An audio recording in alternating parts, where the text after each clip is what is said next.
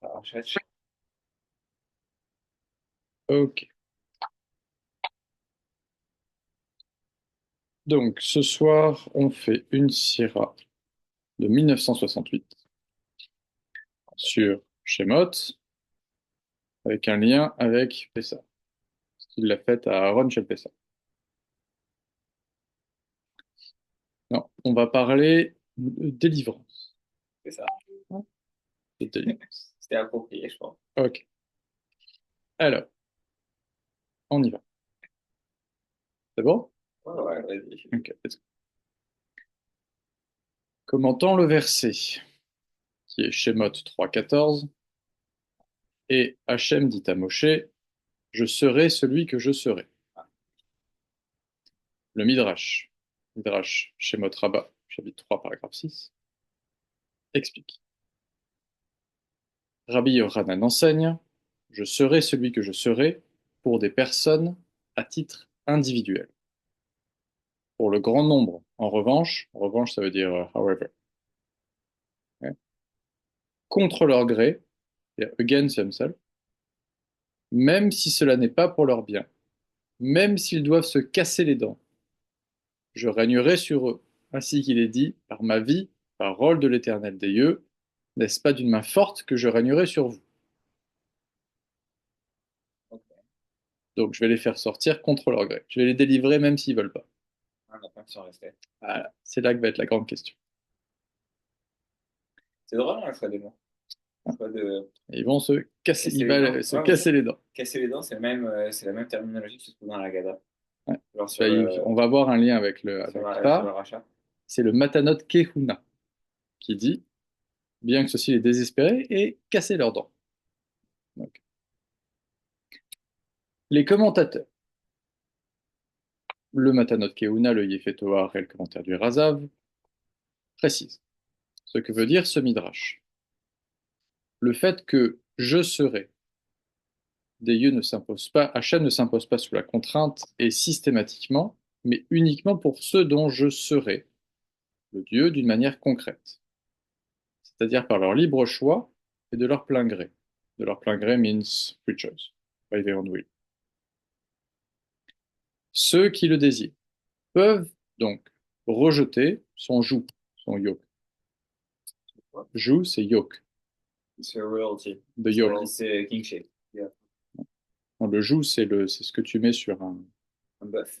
un bœuf pour le tenir. Ouais. Ok. On dit que c'est ça qu'on accepte sur nous. En anglais, you say the yoke. The yoke. Pour autant, il n'est ainsi que pour des personnes considérées à titre individuel. S'agissant du grand nombre, en revanche, je ne les laisserai pas rejeter le joug divin, de divine yoke. Même s'ils pensent se détourner de moi, je régnerai sur eux contre leur gré. De ce fait, il y avait parmi les enfants d'Israël en Égypte de nombreux impies, que Rechaim, Pacha, Wicked People. Malgré cela, dans la mesure où ils étaient un grand nombre, le Saint béni soit-il les libéra. So, qu'est-ce qu'on est en train de dire? On est en train de dire que Hachem ordonne à Moshe de se rendre en Égypte pour libérer le peuple juif, et il lui dit qu'il va libérer le grand nombre, même ceux qui ne sont pas d'accord. Ok. Et effectivement, c'est sur ça qu'on va travailler, c'est quelle est la partie individuelle et quelle est la partie collective. Ok, mais parle pas de ceux qui ont resté en Égypte. Et si on va en Ok. parler.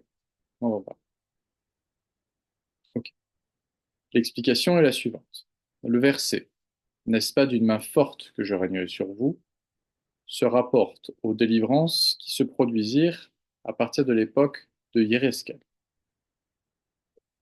Et il s'appliquera encore à la délivrance future. Ça, c'est Sanhedrin. Toutefois, il fait également allusion à la sortie d'Égypte, car là encore, Hachem les libéra d'une main forte contre leur gré. C'est un rachis, hein. m'étonnerait pas, parce qu'en plus, dans tous les cas, c'est repris, ce terme, il est repris après dans Kitavo, je crois, au tout début. Donc, qui est bien plus tard, et je dis, je vais livrer des briques. Je le disais, je crois que c'était même au passé. Ça veut dire que c'est forcément Ouais. la, l'exhiber. Cependant, Hachem eut recours, pour ainsi dire, à une main forte, uniquement pour contraindre le plus grand nombre, le peuple d'Israël, mais non des individus. Le Midrash précise en effet que les impies, tu comprends le mot impie?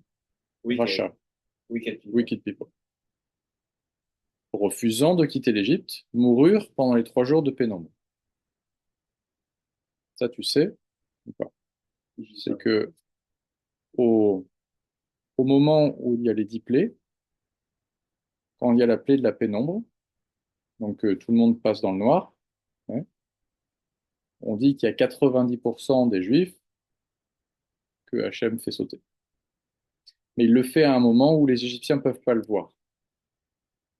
Parce que ces Juifs-là, ces Israéliens-là, ils ne voudraient pas sortir. Ils ne veulent pas sortir des Hébreux. Hein. Ils ne veulent pas sortir.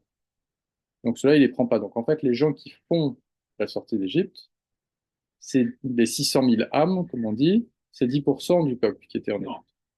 un cinquième. Un cinquième. Ok. 20%. 20%. Il y a plusieurs, j'ai vu passer plusieurs choses sur ça, sur le chiffre. Moi, j'ai pas entendu genre, Mais bah, il y a beaucoup, la grande majorité ne viennent pas.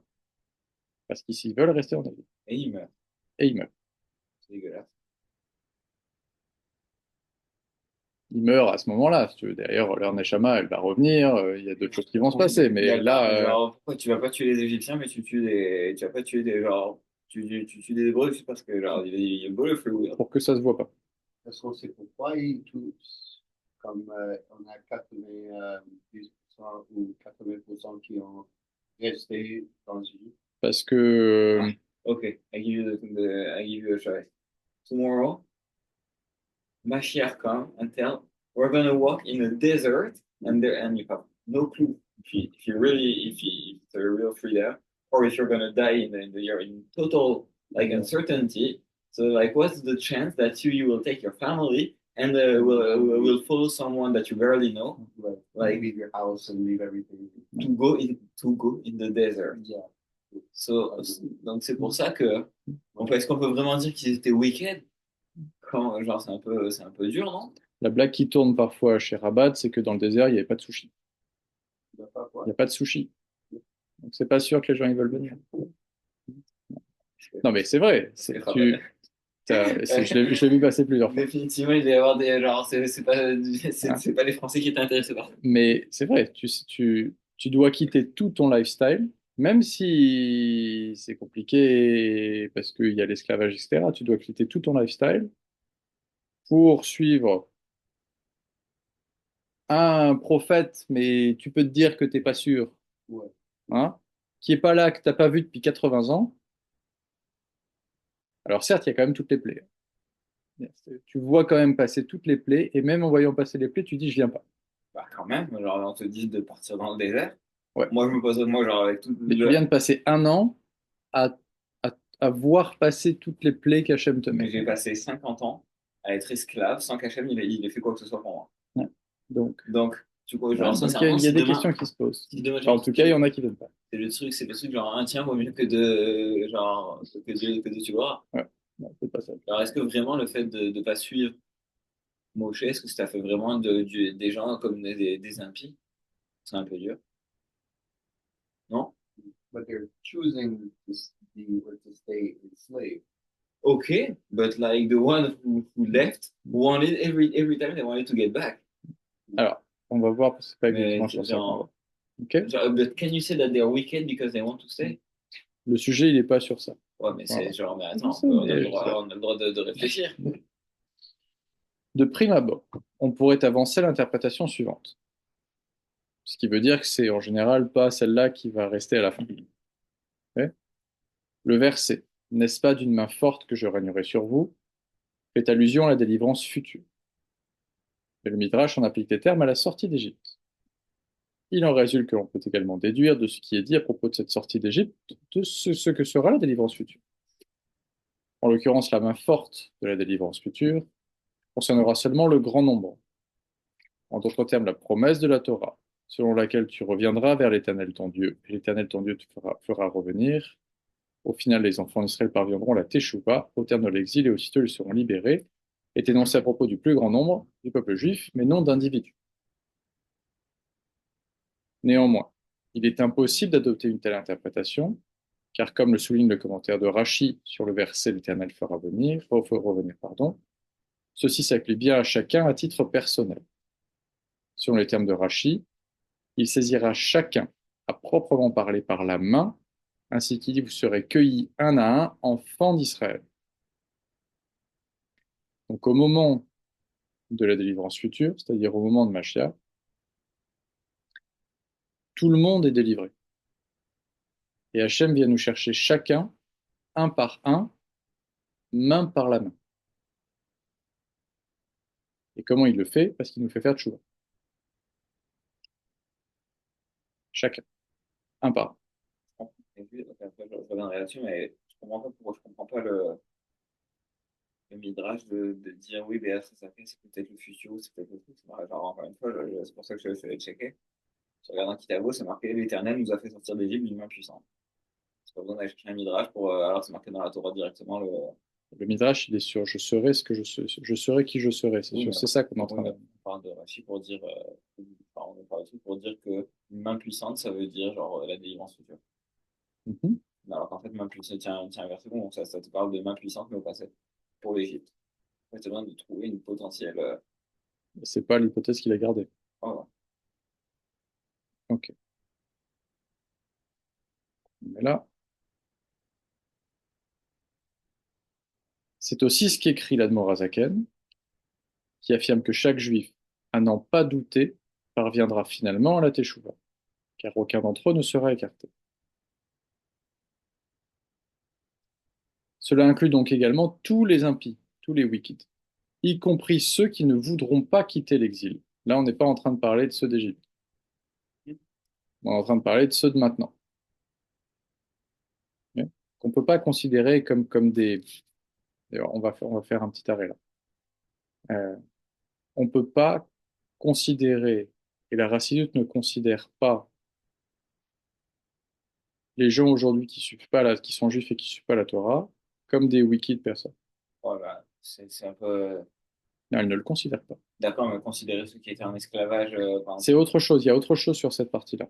Il y a autre chose. S'il s'appelle rachat à ce moment-là, c'est parce qu'il y a quelque chose dans la Torah qui permet de le dire. Et je ne sais pas ce que c'est, donc je ne peux pas te l'expliquer.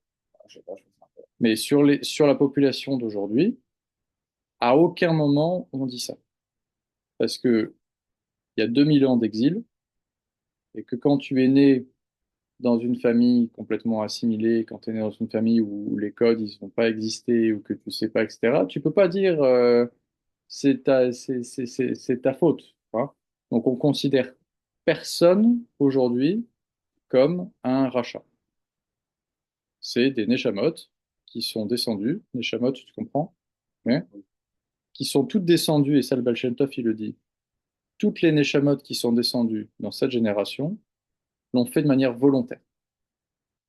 Tout le monde a levé la main pour dire je veux venir. Ok. Pourquoi? Parce que c'est le moment, c'est la fin. Et sur la fin, c'est les finitions. Et quand tu fais une maison, les finitions, c'est l'endroit où tu es le plus dans le détail. Hein. Donc là, on est en train de finir. Hein. Donc toutes les Neshamot qui sont descendues, elles ont dit, moi, je suis Alors, volontaire, je veux venir. avant, les méchants, ils n'ont pas levé les mains. Pas forcément, pas forcément. Donc, ils Mais le Baal Shem Tov, il choisirent. dit clairement, là, ceux qui sont descendus dans cette période-ci, qui est la période la plus compliquée, parce que c'est là qu'il y a le moins de Torah, c'est là que les choses vont le plus vite. C'est-à-dire que c'est là en fait où l'âme animale est la plus forte, parce que c'est là où il y a le besoin le plus de pouvoir encaisser, le plus de choses à faire. Il n'y a pas d'autre période dans l'histoire où il y a tellement de changements qui se font à l'intérieur d'une personne dans une même vie. Dans les générations précédentes, tu as un événement dans ta vie. Si tu es cordonnier dans une famille de cordonniers, dans un village juif où tu es cordonnier depuis 300 ans, il va se passer un changement dans ta vie.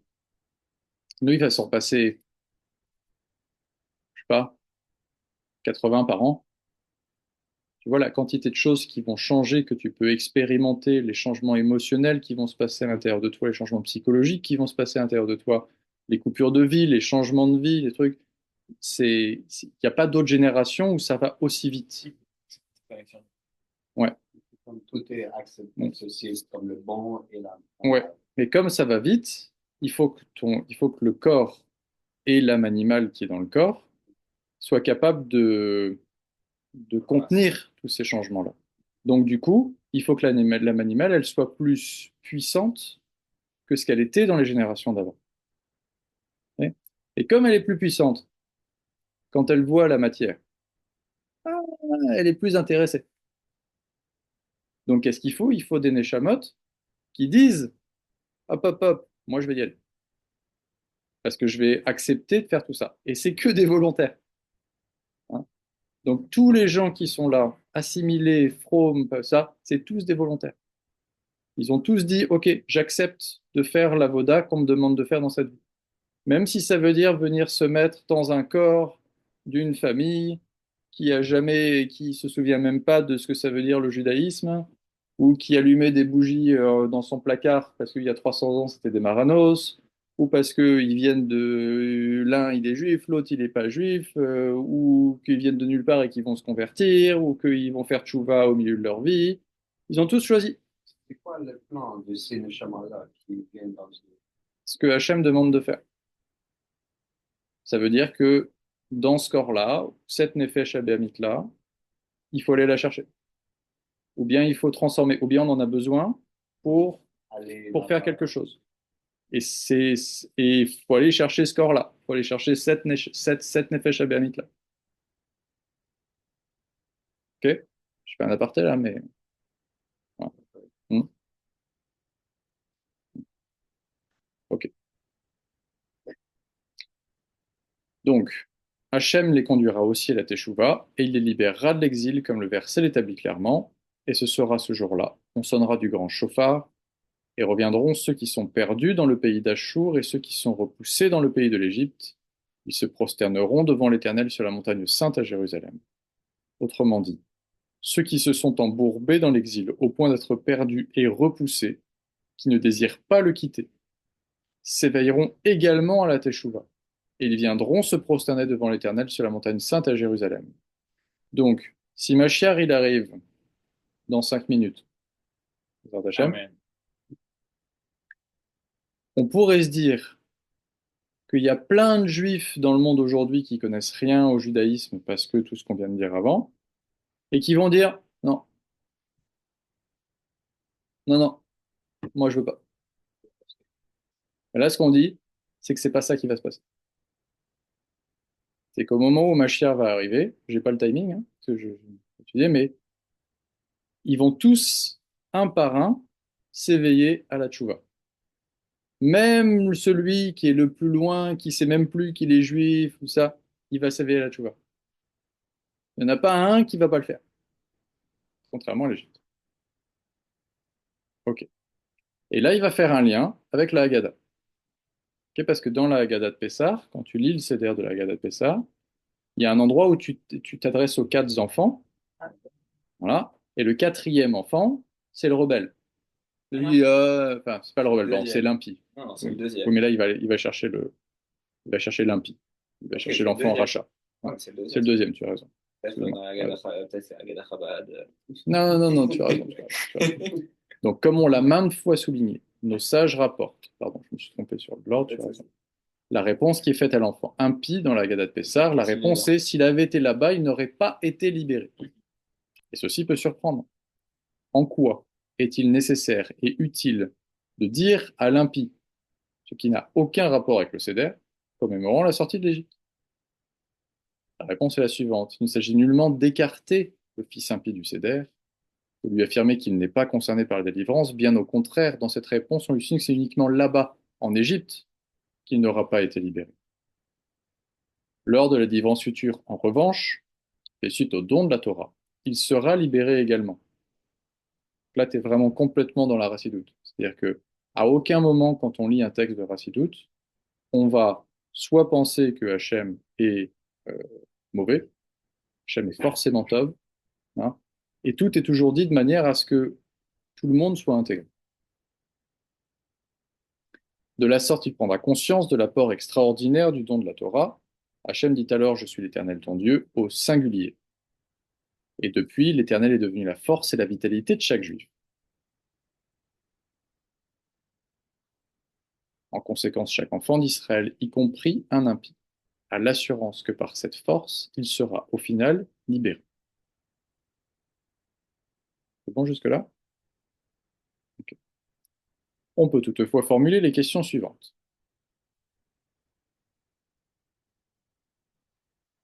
La raison pour laquelle, première question, il y en a deux, la raison pour laquelle le Saint béni soit-il libéra les enfants d'Israël de l'Égypte est énoncée par notre paracha, où il dit, mon fils aîné Israël, et je t'ai dit, renvoie mes enfants.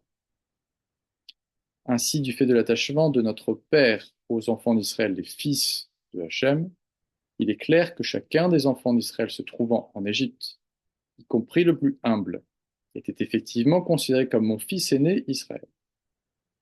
Le lien entre un père et un fils est naturel, et il procède de l'essence, qui n'est jamais modifiée ou changée. Selon la formulation de nos sages, d'une façon ou d'une autre, vous êtes considérés comme des fils, et de ce fait, il m'est impossible de les échanger contre une autre nation. En conséquence, pourquoi tous les enfants d'Israël ne quittèrent pas l'Égypte? Puisque tout le monde est considéré comme un fils de Hachem, comment est-ce que Hachem il a pu laisser autant de ses fils en Égypte? Deuxième question. Bon, nuance. Bah, il Il a les a pas même laissé. pas laissés. Voilà, Il les il a a même pas pas laissé laissés. en Égypte, il les a tués. Il les a pas laissés. Deuxième question. Lors de l'exil d'Égypte, il y avait différentes catégories d'impies. Alors, on va aller chercher ça parce que c'est important. Non, c'est un Zohar. Y compris des idolâtres.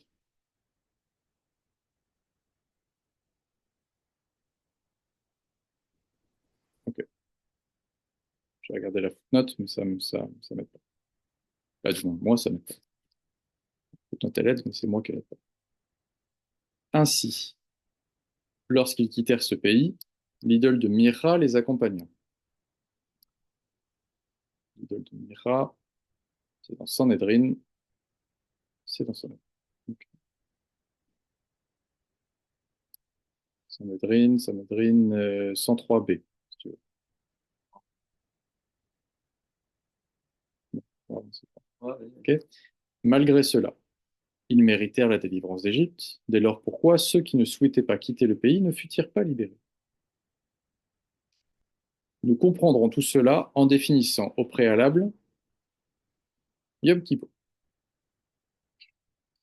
On va faire un tour pour comprendre ça par Yom Kippur. Et notamment l'expiation qui est apportée par Yom Kippur. L'expiation, tu comprends? redemption, Redemption. Redemption of sin. forgiveness, Selon Rabbi Rabbi Yehuda Anassi, dans Yoma, a priori, dans Yoma.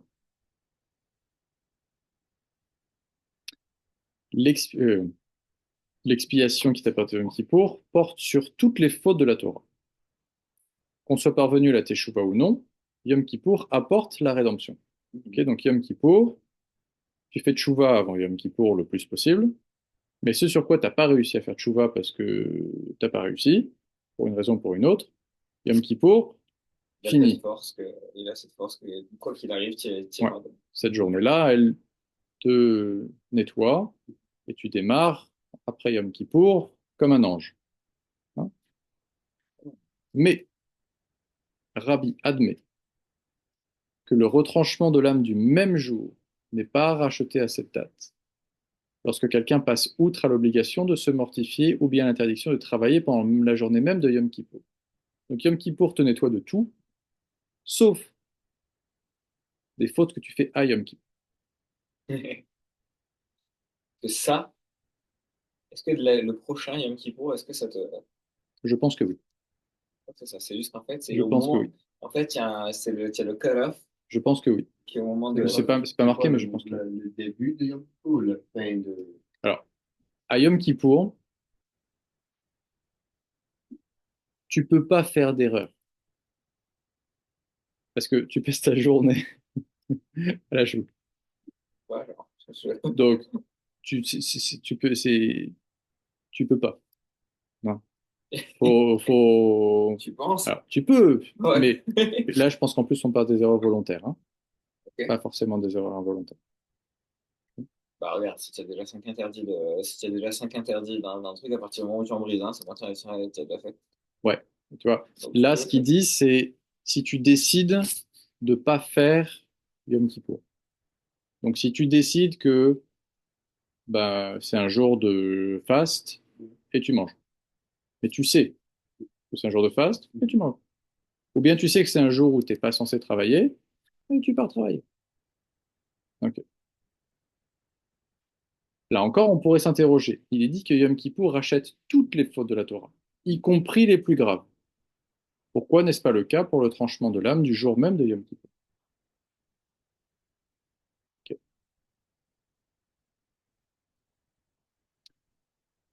Pour répondre à ça, on va passer par le Rogatchover, le Gaon de Rogatchover, qui donne un sujet de l'explication suivante dans Safnat Panéar, loi du Yeboum, chapitre 4, paragraphe 20.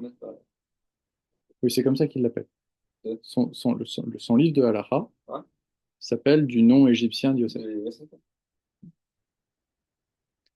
La faute commise porte en l'occurrence sur Yom Kippour lui-même. Ce jour donc est en quelque sorte à l'origine de cette faute. De ce fait, il est impossible qu'il la rachète, car il y a un principe dans, dans la Gemara, a priori, qui dit l'accusateur ne peut pas devenir défenseur. Alors, regardez-le celui-là parce qu'il va s'en servir après. L'accusateur. L'accusateur ne peut pas devenir défenseur.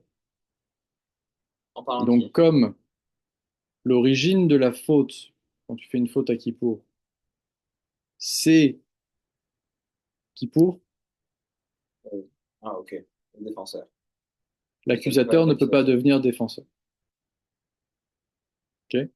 Ouais, ça va, je comprends le Ok. concept. Donc c'est pour ça que Kippour peut pas racheter la faute qui est faite à Kippour, parce que la faute, elle est due à Kippour. Donc c'est comme si lui-même se rachetait.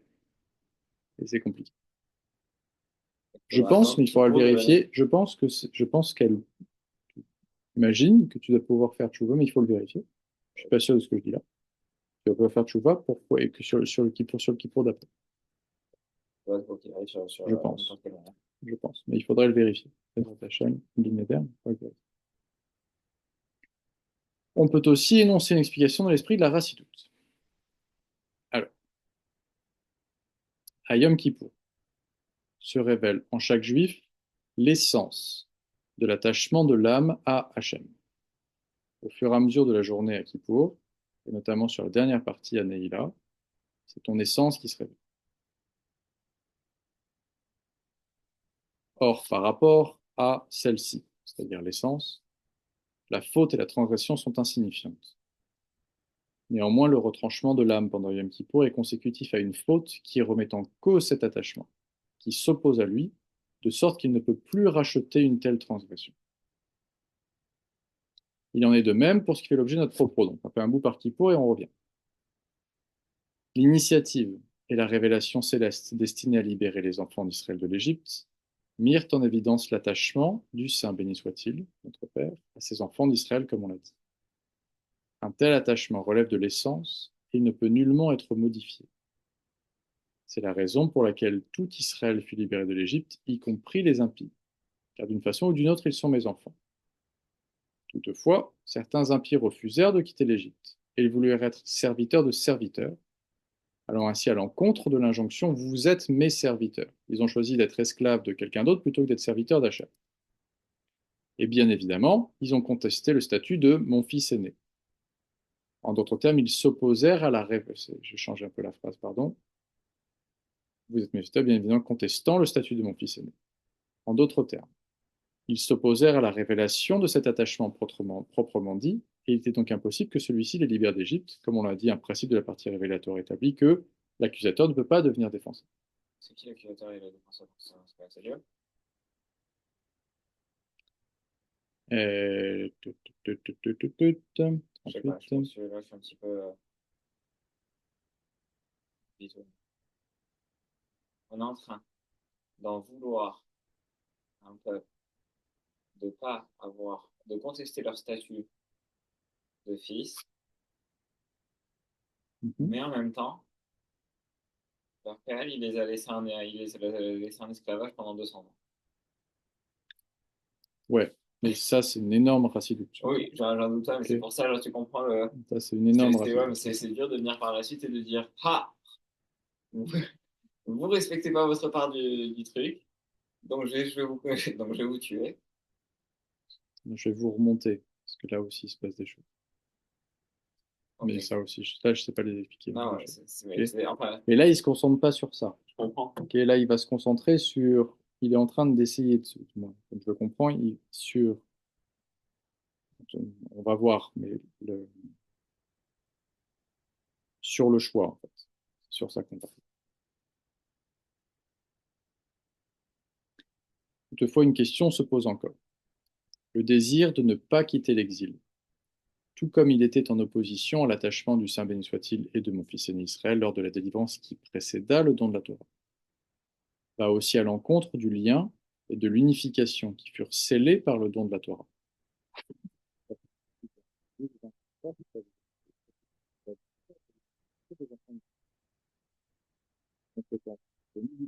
Selon lequel l'accusateur ne peut pas devenir comment se déroulera dans le monde futur la délivrance de ceux qui ne voudront pas quitter l'exil. Et comment est-ce que ce qui s'est appliqué en Égypte, ça ne va pas s'appliquer dans le monde futur, à la délivrance future? Non. Il y a aussi une question qui est encore, bon, ça va pas être une dire que ça, c'est encore pas le truc, mais comment est-ce qu'on peut appliquer, parce que, genre, pour reprendre ta phrase, tu as dit que le lien, il s'est fait là pendant le don de la Torah, etc. Ouais, Mais en Égypte, ils n'avaient pas encore reçu. exact. C'est sur ça qu'on va aller, en partie. Comme ça. L'explication est la suivante. Le fait nouveau que constitue l'attachement du Saint béni soit-il avec l'élévation qui en résulta lors du don de la Torah, qu'ils n'avaient pas en Égypte. Ok. Il y a un lien nouveau.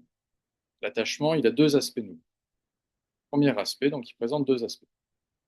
Premier aspect.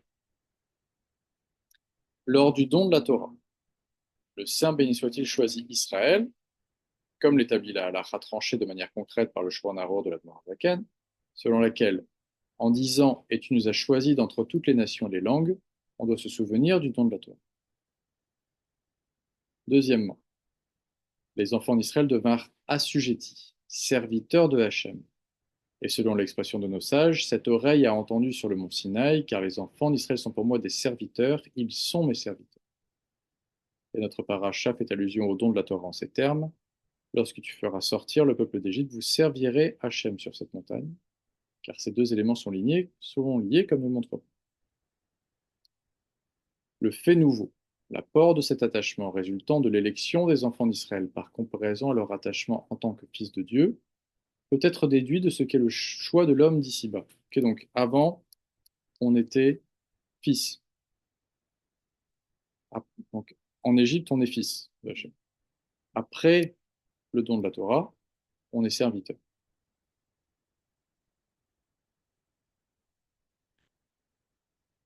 On va passer par le choix. Donc, on peut vérifier concrètement qu'un homme, quand il fait le choix d'un certain objet, exprime sa volonté de manière particulièrement forte, bien au-delà de sa volonté naturelle. En effet, la nature de l'homme fixe les contours de son existence. C'est en fonction de cela que l'on pourra définir et mesurer ses forces, ses sens, ses capacités. L'intensité de ce qu'il désire par sa propre nature dépend donc de la puissance de cette nature. C'est bon ce que je viens de dire, hein? Pas du tout. Donc, on va remonter un peu. On va redescendre.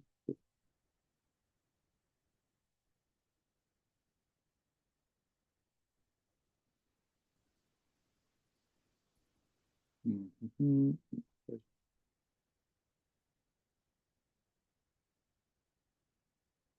Euh, on va rester. On commence, on va voir, parce que je vais aussi me casser les dents dessus. Comment ça, tu veux? Donc, on peut vérifier concrètement qu'un homme, quand il fait le choix d'un certain objet, exprime sa volonté de manière particulièrement forte, bien au-delà de sa volonté naturelle. On parle d'un vrai choix là, je pense. C'est-à-dire un choix, dans la race on dit qu'on fait un choix quand on a deux choses qui sont totalement comparables. Quand tu fais un choix entre deux choses qui ne sont pas égales, c'est pas un choix. Un choix. C'est biaisé. Ok? Ça, c'est important. Si tu fais un choix entre quelque chose qui est bien mieux que l'autre, c'est pas un choix. Si tu fais un choix entre deux choses qui sont complètement égales, c'est un vrai choix. Donc la plupart du temps, tu fais pas de choix, parce que c'est juste évident. Ah, Ok? Là, il dit,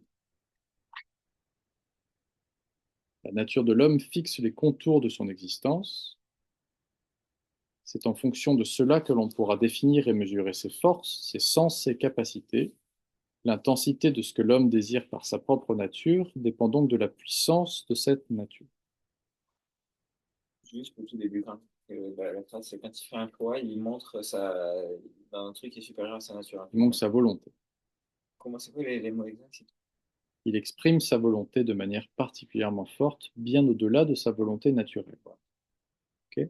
Parce que- Néanmoins, pas besoin de ça, le choix est véritable quand il émane de l'essence, qui transcende les limites de la nature humaine. Là, effectivement. En effet, on va revenir sur ça. Je vérifie un paragraphe, je pense. Il peut être défini comme tel uniquement quand il n'a pas de raison, pas d'explication. Ce qui veut dire que l'on n'est pas enclin à opter pour une certaine direction. C'est alors seulement que le choix est réellement libre. En revanche, un choix émanant de la nature et du caractère découle nécessairement de la personnalité naturelle. Donc, je dois choisir de faire quelque chose. Ok, j'ai le choix entre ça et ça. Je peux d'abord le faire avec la sensation naturelle. Mais ça, c'est pas un vrai choix. Parce que si je choisis d'aller à gauche plutôt que d'aller à droite, c'est parce que mon éducation m'a amené à faire ça, c'est parce que mes parents m'ont amené à faire ça, c'est parce que quand j'étais petit, j'ai eu un trauma qui fait que je ne pouvais pas aller à droite et qu'il fallait toujours que j'aille à gauche, c'est parce que j'ai lu plein de livres qui m'ont dit que c'était mieux d'aller à gauche que d'aller à droite, etc., etc., etc. Ou même c'est juste parce que naturellement, je suis gaucher. Donc, je tourne la tête plus facilement à gauche qu'à droite. Ou bien je suis né avec une condition physique qui fait que mon côté droit est coincé. Ce serait bien si j'ai fait tout ça avec le côté droit plutôt que le côté gauche, parce que c'est quand même mieux d'aller à droite qu'à gauche. Mais, voilà. Ok. Donc tout ça, c'est pas un vrai choix. Parce que c'est à paramétrer pour. C'est comme si tu avais déjà des settings qui te faisaient aller dans une direction plutôt qu'une autre. Regarde, il y a une voiture bleue, une voiture rouge. Comme tu préfères le rouge, tu vas prendre la voiture rouge. Voilà. Non. Mais pourquoi tu préfères la voiture rouge? C'est comme c'est paramétré comme ça. Parce qu'il y a plein de choses qui se sont passées dans ta vie qui fait que tu préfères la voiture rouge. Ça, c'est pas ce que le rabbi est en train de dire là, c'est que ça, c'est pas un vrai choix. Parce qu'il y a beaucoup de variables. Like there's many different variables Oui. that we can focus on. So it can be simple like right or left, but it could be left would be more work, but more reward. Right would be less work, less reward, more comfortable, and then very tired. And so there's different things that you're considering when trying to make this. Mais tout ça, c'est pas un vrai choix. Parce que tu n'es pas maître de toutes ces variables-là. Il y a plein de choses qui se passent dans ton inconscient qui fait que tu vas choisir ça plutôt qu'autre chose et qu'en fait, quelque part, tu n'as pas le choix. Tu penses que tu as le choix, mais quand tu creuses à l'intérieur, tu n'as pas le choix. Ok. Donc ça, c'est un premier choix, c'est un choix un peu naturel. Ok. Ce qui dit, c'est que le vrai choix, il va se faire au niveau de l'essence. Quand tout est croché, comme on l'a vu dans la tête de Savé, soit quand il y a une opposition très forte, soit quand tu es vraiment face à quelque chose, il y a des moments où, face à la situation, ce qui va sortir de toi, c'est un truc qui peut pas changer et que tu peux pas expliquer. On va le voir, par exemple, si, on a souvent pris cet exemple-là, on l'a dans le Tanya, tu prends le juif le plus éloigné de la Torah et tu dis, en fait, t'es pas juif. Il y en a pas un qui peut le supporter. Il y a un truc à l'intérieur qui va, mais quoi? Et ça va mal finir. Et souvent, tu le vois, là aujourd'hui, tu le vois par exemple par rapport à la guerre. Hein. Il y a tout de suite une remontée de je suis juif. Hein. Parce que souvent, l'un des moyens de voir quand l'essence sort, c'est de crocher. Il y a d'autres moyens, hein, qui sont un peu en dehors du scope d'ici. Mais Et ça, c'est des vrais choix, par exemple. tu le vois comme ça, hein, la façon dont je le voyais, la façon de l'interprétation du truc, quand il disait, ok, donc tu as une volonté naturelle, et quand tu fais et tu as certains choix où tu as une volonté qui est au-delà de ta volonté naturelle, Oui, et qui te dit que ça, c'est cette volonté naturelle, on va dire, elle est vraiment de ton essence. elle vient de ton essence. Moi, la façon dont je le vois, ok, je suis désolé, genre, là, je suis désolé parce que c'est un petit peu, mais je le vois comme Ratson, Mhm, qui est ta volonté, mhm, mais tu as certains choix qui sont au-dessus de ta volonté. mhm. Et dans ton essence. Ouais, C'est comme ça que je le vois. Enfin, c'est de cette façon ouais, que j'analyse son. mhm, C'est bon. ouais. C'est pas incompatible. Mais est-ce que vraiment Ratson, il est vraiment préprogrammé par tous tes billets cognitifs, etc. Ou est-ce que c'est au-delà de Ça tout dépend ça? quel Ratson, je pense. Parce qu'il y a plusieurs Et où niveaux. est-ce qu'il se positionne? Hmm. Où est-ce qu'il se positionne? Ouais, c'est ça. Ouais. C'est comme Mhm. ça moi que Ouais. je vois les trucs par rapport à ce qu'on disait. Donc, il en est de même pour le libre arbitre. Un homme peut en effet faire délibérément le choix du contraire de ce qu'il attire naturellement. La volonté émanant de ce choix est donc particulièrement forte car elle émane de l'essence de la personnalité. Que tu veux. Tu sais que ton corps veut faire ça, tu sais que c'est pas ça qu'il faut faire. Et tu le fais pas. Il en est de même pour Hachem, si on peut s'exprimer ainsi. La volonté du Saint béni soit-il et son amour pour les enfants d'Israël, parce qu'ils sont les fils de Dieu, notre Père, peuvent être comparés d'une certaine façon à la volonté et à l'amour d'un père pour son fils, à l'attachement émanant de la personnalité spécifique, pour ainsi dire. Donc ça, c'est comme si c'était sa nature, si on essaie de le dire comme ça. Il n'en fut pas de même lors du don de la Torah, quand se produisit l'élection d'Israël par le Saint béni soit-il, le choix émanait alors de l'essence de celui qui le fit, au-delà de toute apparition particulière. La volonté et l'attachement sont donc le fait de l'essence de Hachem transcendant tous les qualificatifs. Donc quand on est en Égypte, si on applique ces choses-là, Hachem il choisit Israël parce que c'est naturel. Parce qu'il a fait la promesse. Oui, Abraham, Yitzhak, Yaakov, etc. c'est C'est ça, ça, mais c'est c'est normal. naturel. Ouais, c'est genre, Ok. je suis ma logique précédente. Mais quand il fait le don de la Torah, là le choix, il est fait par son essence. Ce qui est un truc de fou, quoi. Hein. C'est Euh, l'essence d'Hachem qui fait le choix de nous. non, mais parce que je suis en train de C'est réfléchir à ce dingue. truc. Parce qu'il n'y a aucun moment où tu regardes dans les promesses antérieures, dans tout ce qu'il a mentionné, Abraham, Israël et Jacob, etc. Il n'a jamais fait mention de la Torah. Il a parlé de grandes richesses, il a parlé de Non, trucs, la Torah, ça vient après. il a parlé de Mhm. non, il a parlé de la terre aussi, Mhm. Israël. Mais il n'a jamais fait la mention, pourtant on a reçu la terre après avoir reçu la Torah. Il n'a jamais fait mention de la Torah. Non. Donc ça Et pourrait d'ailleurs, elle expliquer. est proposée. Il y a un midrash qui dit qu'il Voilà, toutes il l'a les. proposée à toutes les nations avant de le proposer Ouais, à Israël. ouais, celui-là, j'ai un petit peu du mal Quand est-ce que ça arrivé? À le temps J'ai pas la date. d'Abraham ou le temps Non, de Moshe? j'ai pas la date. Oui. J'ai pas la date.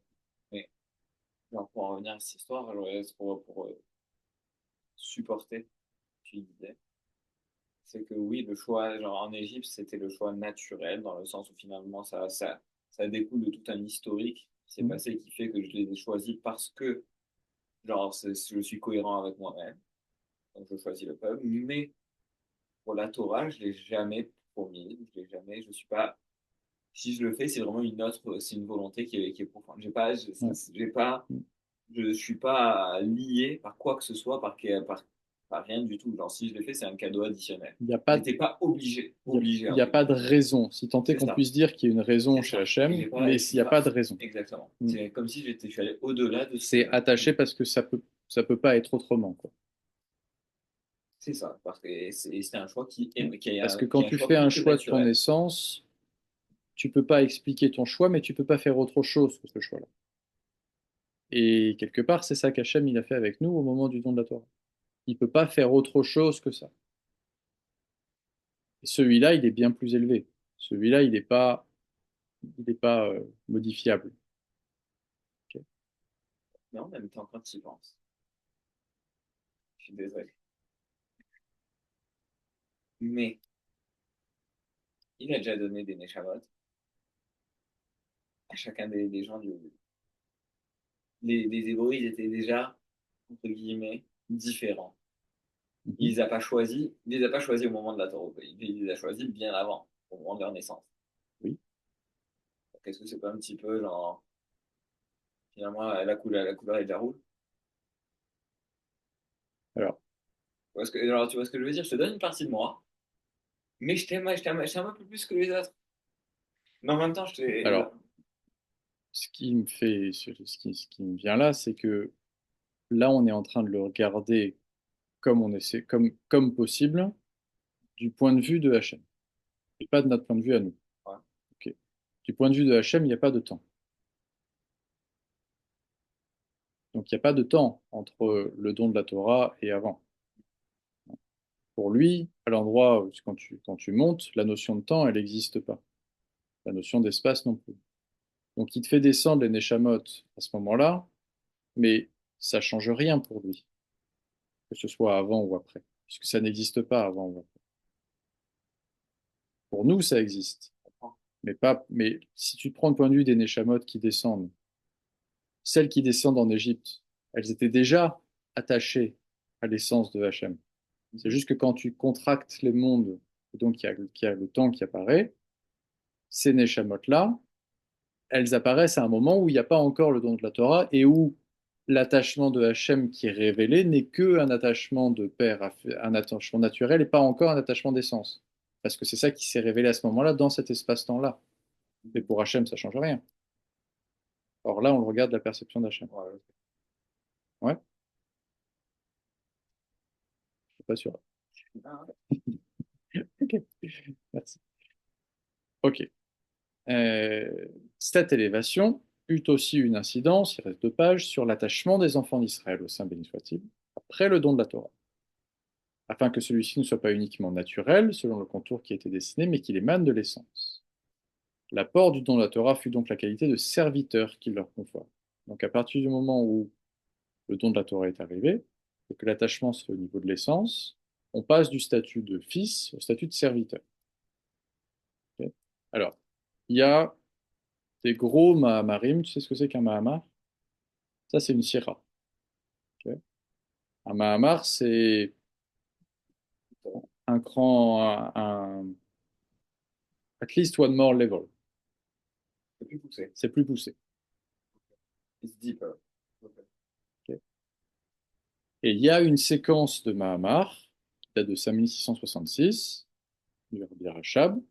Euh, il y en a un qui est traduit, qui s'appelle The Simple Servant, qui explique la différence qui peut être faite dans le service de Hachem entre le fils et le serviteur. Ainsi, le service du fils émane de la nature de son esprit. En effet, le fils éprouve d'une manière naturelle un amour intense pour son père. Il est attiré par lui, il le sert de manière intègre.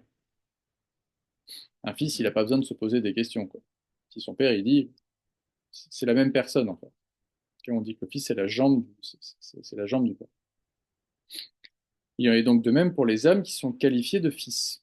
Celles-ci éprouvent naturellement un amour intense et enflammé pour Hachem et son service. Néanmoins, il n'y a pas d'effort, il n'y a pas de choix de leur part. Il ne s'agit donc pas là d'un acte du service de Hachem. Il n'y a pas d'effort, c'est naturel. Il n'en est pas de même en revanche pour le serviteur, qui n'agit pas en fonction de sa propre nature, mais qui, bien au contraire, va à l'encontre de celle-ci. Le serviteur, il a un maître,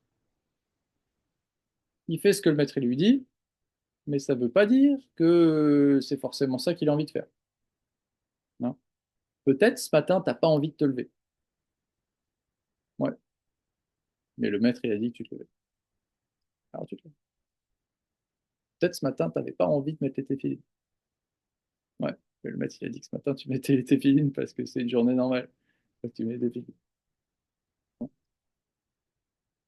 Et le Mahamar, c'est pas sur ça qu'il va là, mais c'est-à-dire qu'il y a une valeur supérieure au serviteur par rapport au fils. Parce que justement, tu vas à l'encontre de ta nature. Et donc, tu montres vraiment ton attachement à Hachem, parce que même si tu n'as pas envie, tu sais qu'il faut le faire et tu le fais. Ça, Hachem, il y a quelque chose qui se passe. Donc, c'est ça. Il n'est pas de même en revanche, il n'en est pas de même en revanche pour le serviteur qui n'agit pas en fonction de sa propre nature, bien au contraire, qui va à l'encontre de celle-ci. En fait, lui-même, par sa propre force, décide de s'attacher à Hachem et de se consacrer à son service, au point de faire disparaître sa propre personnalité, de ne plus avoir aucune existence indépendante. Son existence est uniquement celle du maître. Ce qui vient d'être dit nous permettra de faire une différence entre la délivrance de l'exil d'Égypte d'une part, qui fut réservée à ceux qui désiraient quitter ce pays, car il s'opposait à la révélation de l'attachement de notre Père qui se trouve dans les cieux au statut de mon fils aîné Israël, à l'origine de cette sortie d'Égypte, car l'accusateur ne peut pas devenir défenseur. Et la délivrance, donc ça c'est la première partie, et la délivrance future, d'autre part, à laquelle participera chaque juif, y compris ceux qui ne voudront pas quitter l'exil, bien que cela semble contredire également la révélation de Je suis l'Éternel ton Dieu, source de cette délivrance future, comme on l'a dit. Je vais l'expliquer un peu. Cet attachement des enfants d'Israël au sein béni soit-il, du fait qu'ils sont les enfants de Hachem, est bien un état naturel. De ce fait, un enfant d'Israël se trouvant en Égypte pouvait s'opposer à un tel attachement naturel par la force de son libre choix, car celui-ci émane de l'essence de l'homme, transcendant leur nature. Pour cette raison, cet attachement ne fut pas suffisant pour leur faire quitter l'Égypte, comme on l'a dit. En revanche, après que le Saint béni soit-il ait choisi les enfants d'Israël lors du don de la Torah, l'attachement est le résultat d'un choix qui émane de l'essence de Hachem, et plus de la nôtre. C'est ça qu'il est en train de faire comme différence. C'est qu'en Égypte, même si le choix il est fait de l'essence, il fait de l'essence de moi. Et là, Hachem, il s'est attaché à moi par sa propre essence. Okay. À nous. Celui-ci exerça son effet sur les enfants d'Israël qui, à leur tour, s'attachèrent à Hachem par l'essence de leur personnalité. Désormais, il est donc impossible qu'un juif puisse s'opposer à un tel lien, dès lors qu'il a fait le choix de Hachem par l'essence même de sa personnalité. Comme il y a un choix d'attachement qui s'est fait d'essence à essence, et qu'en plus c'est la même, puisque l'essence du juif, c'est l'essence de va dans l'essence de Hachem, c'est pas possible que le juif il le fasse pas. Okay. En apparence, il semble ne pas vouloir quitter l'exil, mais ceci est véritablement le contraire de son choix profond. Donc, par sa nature, en apparence, il va dire non, je veux pas, moi, je veux rester à regarder la télé, et, à manger des chips et ma chair, ça m'intéresse pas. Hein, mais c'est pas vrai. Hmm, c'est pas vrai. Profondément, c'est pas ça qui. Il est donc certain qu'au final, ce choix profond apparaîtra à l'évidence. On fera de Hachem sa part et son sort, y compris de façon évidente, car chaque juif à terme accédera à la Teshuvah, à la fin de l'exil, et aussitôt ils seront libérés, parce que ça c'est le Rambam qui le dit, tous les juifs accéderont à la Teshuvah, à la fin de l'exil, et aussitôt, dès qu'ils feront Teshuvah, ce sera la fin de l'exil. Ok. C'est sur ça qu'on termine. On va fermer l'enregistrement et continuer si il y a besoin de mes attaches.